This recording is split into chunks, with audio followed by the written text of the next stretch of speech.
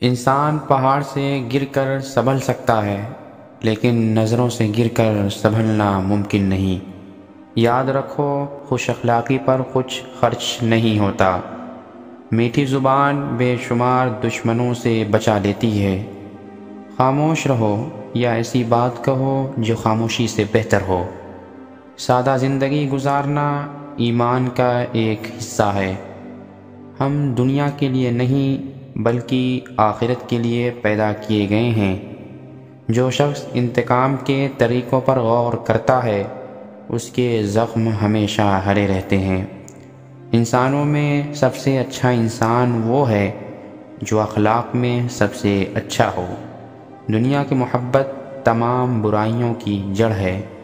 انسان کا ہر لمحہ زندگی قیمتی ہے، اسے ضائع نہ کرو۔ گناہوں سے اپنے آپ کو بچاؤ، کیونکہ گناہ کے ساتھ ہی خدا کا غضب نازل ہوتا ہے۔ آخرت میں باعث زندگی عمل سے ہے۔